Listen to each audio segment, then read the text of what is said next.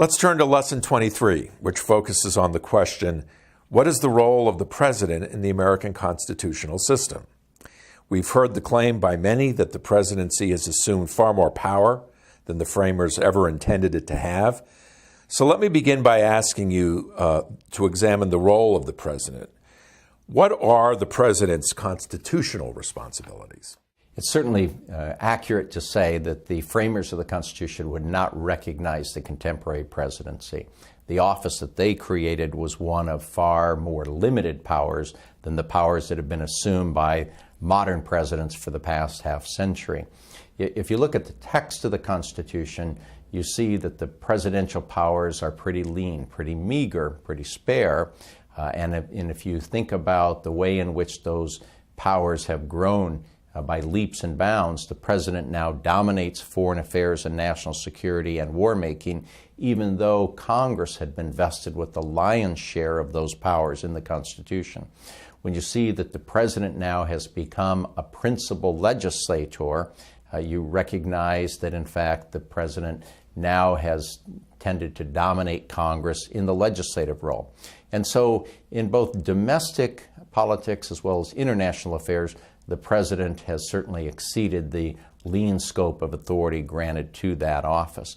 And that's a function of a number of factors, one of which is wartime and various crises that we've incurred throughout our history. In times of war, presidents have aggrandized power, and the fact is that presidents have not returned those powers that have been usurped from Congress after the crises of the wars have ended. That in fact Americans look to the president to solve all problems. Presidents, eager to retain their power, eager to win re-election, are loath to fail to answer the pleas and the demands of the American people. And so understandably, presidents are going to aggrandize more and more powers to meet the needs or demands of the people. Is there a way to conceptualize how the framers envisioned the presidency? You said it was obviously with much less power. How did they see the president? The framers established the presidency primarily to create an administrator-in-chief. One of the great weaknesses in the Articles of Confederation was the fact that there was no chief executive, and that meant that the Continental Congress and the Congress after the states had been created had to create ad hoc committees to enforce laws. That's no way to run a country, and so one of the principal driving factors behind the convention in the first place was to have a president who could faithfully administer the laws. So that was a principal function behind the creation or the invention of the presidency.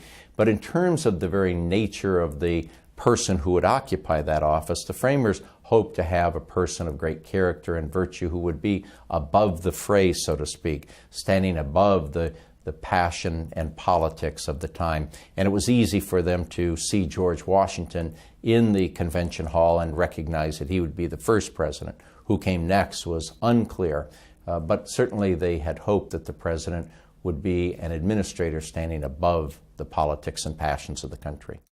You mentioned that the powers of the president have evolved over time and wartime and so forth. Let me mention just a few presidents and ask if you can briefly talk about how their presidency affected the presidential powers. Let's start with Andrew Jackson.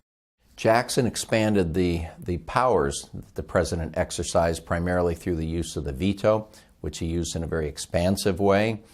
In addition to that, he used the appointment power in a way to reward his supporters, his constituents, which led later to, of course, a congressional act, the Civil Service Act, to try to reform and to protect against the practice of patronage. And so Jackson played an important role in expanding the power, but he did so also because he asserted that he was the representative of all of the people, which gave him a voice to speak on behalf of the American people, as opposed to the more limited representation that Congress could provide both in the House and the Senate of people who reside in their districts and their states. How about President Lincoln? Lincoln expanded presidential power very greatly.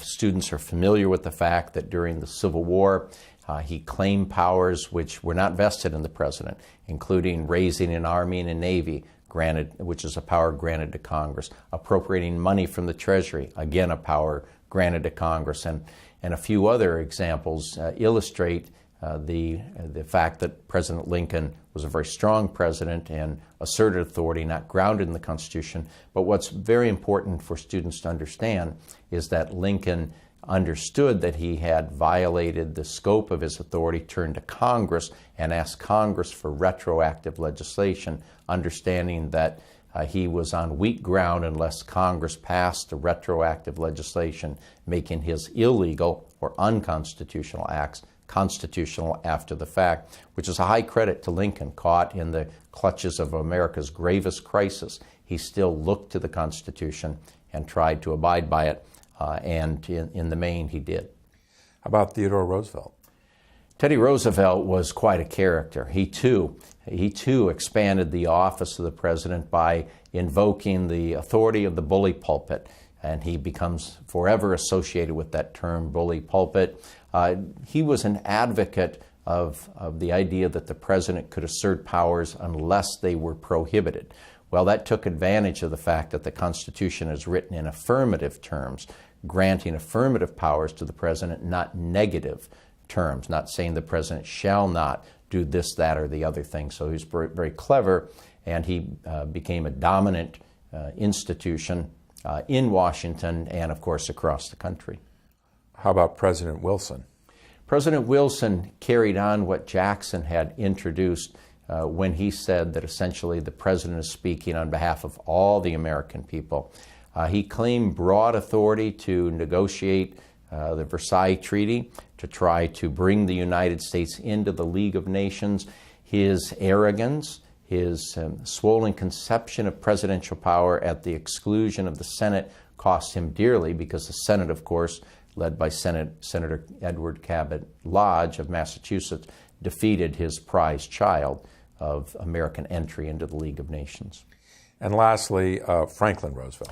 Probably the president more associated with the growth of the executive office than any other president.